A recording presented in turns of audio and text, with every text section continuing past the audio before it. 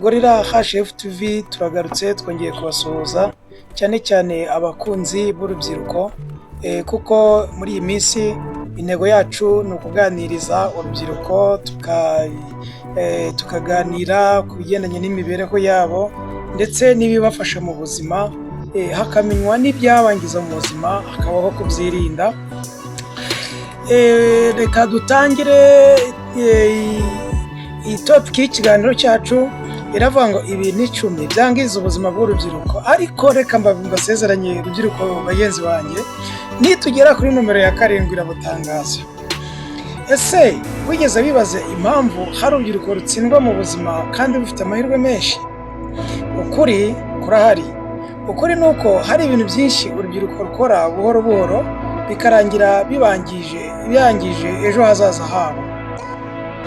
Mu iki kiganiro ngiye kubereka ibintu 10 byangiza urubyiruko, kandi wenda nawe ushobora kuba ubikora utabizi.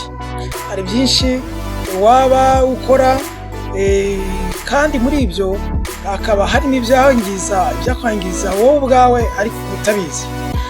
Ibyo bintu 10 rubyiruko nshuti zanjye ibi ngibi. Cya mbere, inshuti mbi. Nsubiremo, inshuti mbi. Inshuti mbi ni intandaro ya byinshi mu bibazo by'urubyiruko muri iyi minsi. Iyo ugendana n'abatagira intego cyangwa se abafite imico mibi, babandi igihugu kigiye gifata kikajyana transit mu bigo by'igororamuco bakabamo bakawugororeramo, nawe bigukurura ukaba nkabo. Niyo utaba nkabo ariko bikakugora kuzigarura. Niyo mpamvu umunyarwanda yaciye umugani ngo mbwira ugendana nawe hanyuma nkubwire uwo uri we. Ubwo rero icyo cya mbere, inshuti mbi.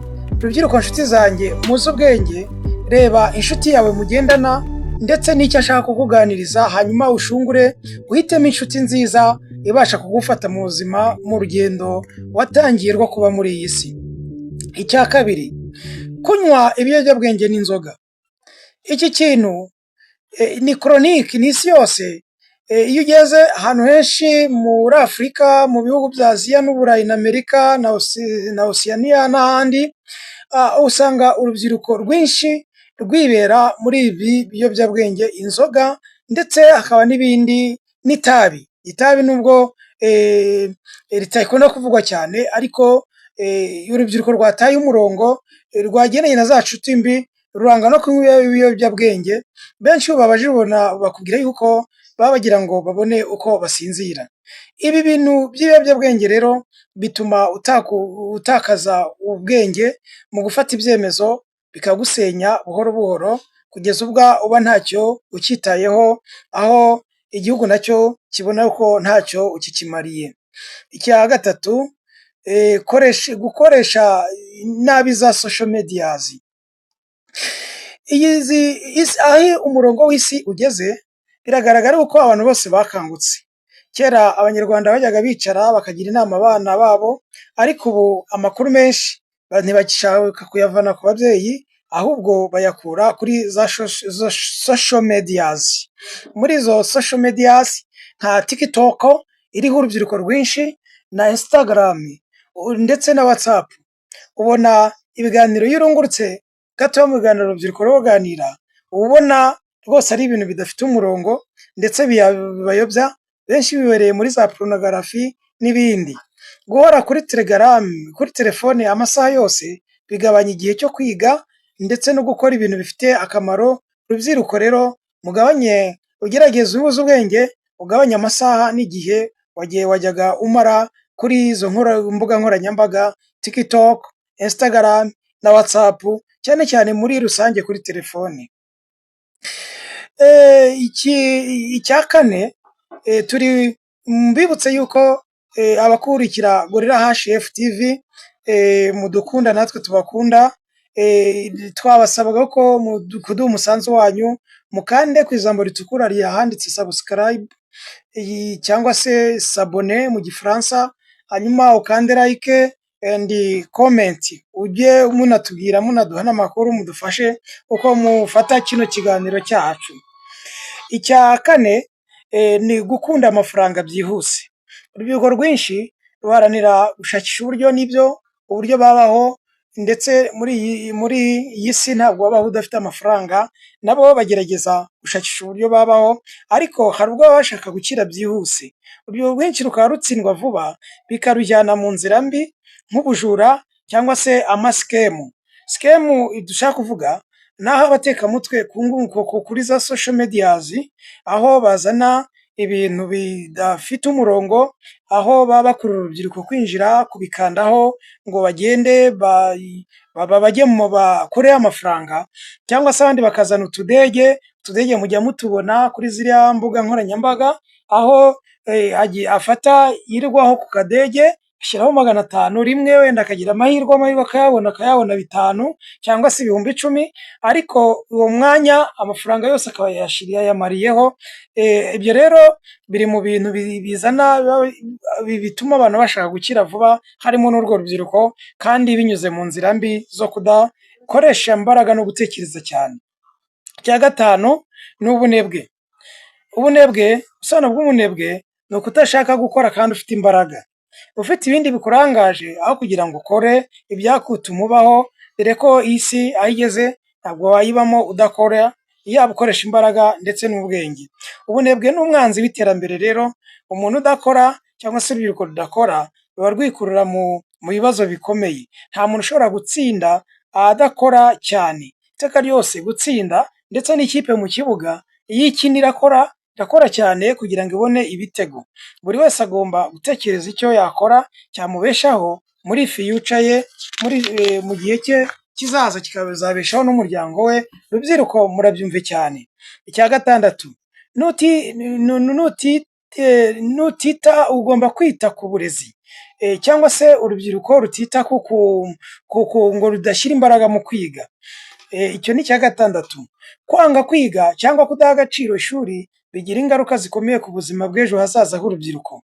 Benshi twavuze mu byo twavuze hejuru, urubyiruko rwinjira mu biyobyabwenge rutabona umwanya wo guha agaciro ishuri, ahubwo bakira mu biyobyabwenge. Abo nibo bavamo abajura, nibo birirwa bajya mu masikamu, nibo birirwa bababesikoro, babeshya abantu, ndetse ugasanga basa nabi, bafite imyambarire mibi ndetse n'imico mibi. Rero ishuri ni fondasiyo ya mbere y'ubuzima bw'urubyiruko, ndetse natwe twese ishuri twarinyuzemo, kandi niyo rufunguzo rwo kujijuka. Cya karindwi icyo navuze kiri bubasetse rero nicyo ngezeho: imyitwarire mibi mu rukundo. Imyitwarire mibi mu rukundo, kwinjira mu mibanire idafite icyerekezo, bishobora kugutesha igihe n'icyerekezo. Iyo mibanire tuvuga ni iyihe? Ushobora gutangira udafite gahunda, kwinjira mu rukundo bikakuvaramo kwinjira mu ngeso z'uburaya, ubusinzi, ubusambanyi, ugasanga uvanyemo ibibazo, ukavanyemo kwanduriramo indwara z'ibyorezo nka sida, imitezi, mburugu n'ibindi. Ndibuka gato hari umuvandimwe nigeze kuganiriza, yari urubyiruko, muganirije arambwira ati muntu wanjye, inshuti yanjye, ati maze iminsi ndwaye, maze iminsi mfite ibintu ndwaye bimeze nk'ibinshimashima. Ni se byagushimaga hehe? Ati gatinya kumbwira, ageze arambwira mu byamushimaga mu gitsina, ngakumva ngo ameze nk'urusenda. Ibyo ngo akambwira ko yabyivuje kwa muganga. Ibyo rero abaganga barumva icyo nashatse kuvuga, ntabwo nshatse kubivuga hano ko ariyo topic yanjye. Rero urubyiruko bagomba no gusobanukirwa n'imimerere y'ubuzima bwabo. Niba yafashwe n'indwara runaka akajya kwa muganga, nimujye kwa muganga mwigira ubwoba, kuko mu isi ni ibintu bibaho. Hanyuma abaganga babafashe, kuko iyo winjiye muri izo nkuru zidafite umurongo, uzasura umuhungu muri geto azagusambanya, kandi n'umuntu nagusambanya ntabwo uzamenya uwo yararanye nawe, cyangwa se ntabwo azamenya ubuzima bwe nawe uko ateye. Niba yafite agakoko ka sida azakakwanduza. Rero urubyiruko ahantu muhitondere cyane mu rukundo rudafite intego, ndetse imyitwarire mibi igendanye n'ibyo by'urukundo tubyitonderemo cyane, kuko bibamo ibibazo byinshi. Icya munani, kudategura ejo hazaza. Akenshi habaho uyu munsi gusa, ntibatekereze h'ejo hazaza. uyu munsi akabona ariye inyama, ariye umuceri, ariye akawunga, ariye amakaroni, ariko akumva ibye birarangiye by'uyu munsi birabonetse, adatekereza ko ejo nanone buzacya kandi azaba ariho ngo ashakishe ikizamutunga umunsi w'ejo. Aho birasaba urubyiruko kugira ubwenge ndetse no kwegera cyane izo mbuga nkoranyambaga, mujya muri sacinge cyangwa se mushakishe ibyabongerera ubwenge. Icya cyenda, ingingo ya cyenda, kwigereranya n'abandi. Kureba kuri iyi ngingo ya cyenda, kureba ubuzima bw'abandi kuri interineti bigatuma wiheba cyangwa wumva utageze ku bandi.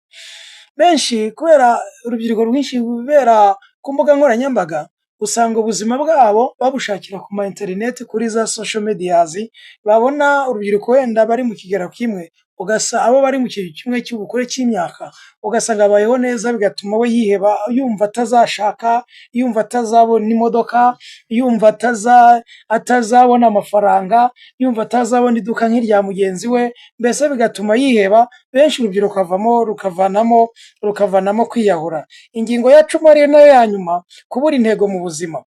Niba udafite intego uzayoborwa n'abandi kandi ntuzamenya aho ujya. Iteka ryose iyo uyobowe n'abandi wowe utifiteho intego yawe, bigutera ibibazo, bigatuma uta icyerekezo cyawe, ndetse bigatuma uyoba inzira.